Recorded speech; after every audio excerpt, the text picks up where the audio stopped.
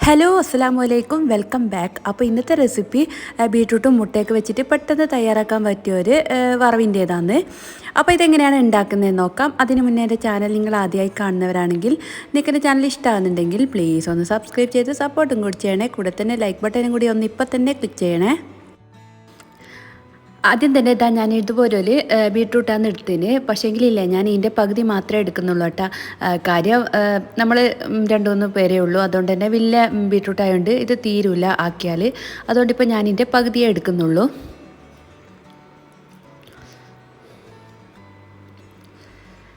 ഇനിയിപ്പോൾ ഒരു അരപ്പ് തയ്യാറാക്കണം. അതിനായിട്ട് ഞാനിപ്പോൾ ഒരു 1/2 കപ്പ് തേങ്ങ എടുത്തതിന്. പിന്നെ ഇതിലേക്ക് എരിവിനാവശ്യമായ പച്ചമുളക് ഇട്ട് കൊടുക്കുന്നുണ്ട്. ഞാനിപ്പോൾ ഇവിടെ 3 പച്ചമുളക് എടുത്തതിന്. പിന്നെ ഇതിലേക്ക് കുറച്ച് കറിവേപ്പില ഇട്ട് കൊടുക്കുന്നുണ്ട്. പിന്നെ കുറച്ച് വെളുത്തുള്ളി ഇട്ട് കൊടുക്കുന്നുണ്ട്. പിന്നെ കുറച്ച് ജീരകവും കൂടി ഇല്ലേ, ജീരകവും കൂടി ഒന്ന് ഇട്ട് കൊടുത്തിട്ട് ഒന്ന് അരച്ചെടുക്കലാന്ന്, ഒന്ന് ഒതുക്കിയെടുത്താൽ മതി. പിന്നെ ഇതിലേക്ക് ഞാനൊരു ഉള്ളി ഒന്ന് കട്ട് ചെയ്തിട്ട് കൊടുക്കുന്നുണ്ട്. പിന്നെ ആവശ്യത്തിനുള്ള ഉപ്പും മഞ്ഞൾപ്പൊടിയും കൂടി ഇട്ട് കൊടുക്കുന്നുണ്ട് കേട്ടോ. ഇത്രയൊക്കെ ആയാലും നല്ലോണം ഒന്ന് മിക്സ് ചെയ്തെടുക്കലാന്ന്. പിന്നെ ഇപ്പോൾ ഇതാ ഒരു പാൻ അടുപ്പത്ത് വെച്ച് അതിലേക്ക് കുറച്ച് കടുക് പൊട്ടിച്ച് കൊടുക്കുന്നുണ്ട്.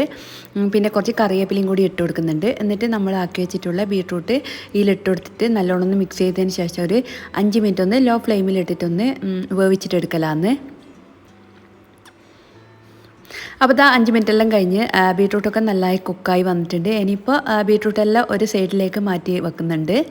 എന്നിട്ട് ഞാൻ ഇതിലേക്ക് ഒരു മുട്ട പൊട്ടിച്ച് വയ്ക്കുന്നുണ്ട്. ഞാനിപ്പോൾ ബീട്രൂട്ടിൻ്റെ പകുതി എടുത്തുകൊണ്ട് തന്നെ ഞാനിപ്പോൾ ഒരു മുട്ടയിലേക്ക് പൊട്ടിച്ച് വയ്ക്കുന്നുള്ളൂ. ആ ബീട്രൂട്ട് മൊത്തം എടുത്തിനെങ്കിലില്ലേ, നിങ്ങൾ 2 മുട്ട പൊട്ടിച്ച് വയ്ക്കണം കേട്ടോ. ഇനിയിപ്പോൾ ഇതാ മുട്ടയെല്ലാം നല്ലോണം ഒന്ന് ചിക്കി കഴിഞ്ഞിട്ടാകുമ്പോൾ നമുക്ക് മൊത്തത്തിലൊന്ന് മിക്സാക്കി കൊടുക്കാം. അപ്പോൾ ഈ ടൈമിലില്ലേ, നിങ്ങൾക്ക് ഉപ്പ് നോക്കിയിട്ട് ഉപ്പും കൂടി ഇട്ട് കൊടുക്കാവുന്നതാണ്. ഇനിയിപ്പോൾ ഒരു 2-3 മിനിറ്റും കൂടി നമുക്ക് ലോ ഫ്ലെയിമിലൊന്ന് മൂടി വെച്ചിട്ടൊന്ന് വേവിച്ചിട്ടെടുക്കാം. അപ്പോൾ അതാ ഇത്രയേ ഉള്ളൂ.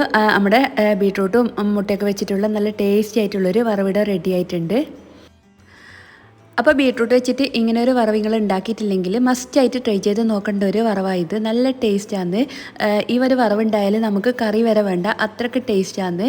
അപ്പോൾ കുട്ടികൾക്കൊക്കെ എന്തായാലും ഇഷ്ടമാവും. എല്ലാവരും ഒന്ന് ട്രൈ ചെയ്ത് നോക്കുക. ട്രൈ ചെയ്ത് നോക്കിയാൽ മാത്രം പോരാ, നിങ്ങളുടെ ഫീഡ്ബാക്ക് കമൻറ്റായിട്ട് അറിയിക്കും കൂടി ചെയ്യണേ.